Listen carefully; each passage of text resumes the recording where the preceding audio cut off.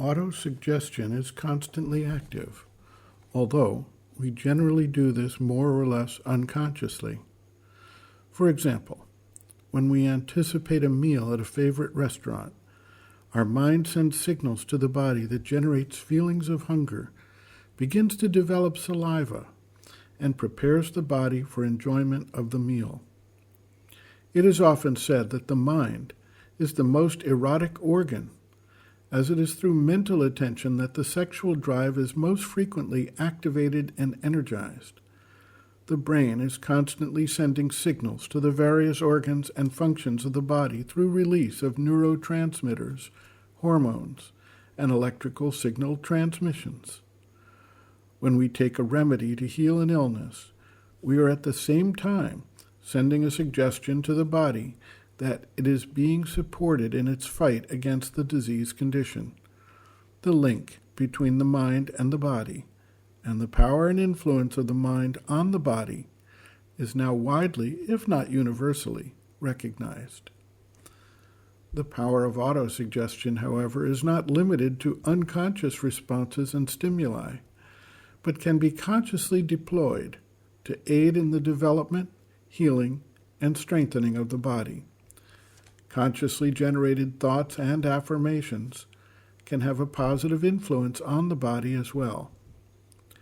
It is well known that the brain generates electrical impulses that can be captured and used to create synthetic speech for those who are unable to speak, to move artificial limbs for those who have lost the use of various limbs, and to even communicate with computers without keyboard or speech input, simply utilizing the power of the electrical signals sent by the brain. This same power can act as a means to strengthen the body and promote healing when it is consciously utilized to send positive signals to the body and the immune system in particular.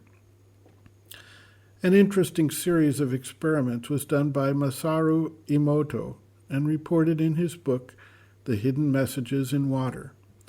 He utilized high-speed, detailed photography of crystals formed in water that had been frozen to reveal the intricate shapes and patterns of those crystals. He subjected the water beforehand to concentrated focus based on various thoughts and emotions. In some cases, these were highly negative thoughts, and in others, positive or beautiful thoughts or emotions.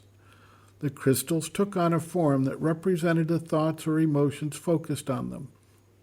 The differences were obvious, and the results were reproducible. He proved, therefore, the power of generated thought and emotion to impact a material substance wirelessly, so to speak. When we recognize that our physical bodies are around 55% to 60% water, it becomes clear that the impact is substantial, particularly as the thought or emotion is not distant, but intimately connected to the individual body within which it is being generated.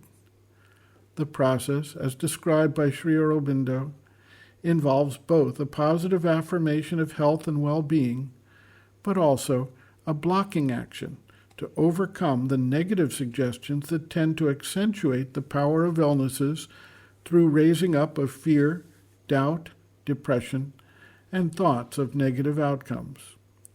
Sri Aurobindo writes, quote, "These autosuggestions, it is really faith in a mental form, act both on the subliminal and the subconscient.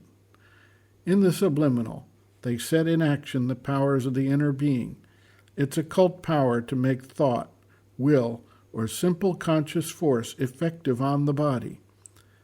In the subconscient, they silence or block the suggestions of death and illness, expressed or unexpressed, that prevent the return of health. They help also to combat the same things, adverse suggestions, in the mind, vital, and body consciousness. Where all this is completely done, or with some completeness, the effects can be very remarkable." End quote. Reference, Sri Aurobindo and the Mother, Powers Within, Chapter 6, Faith, page 54.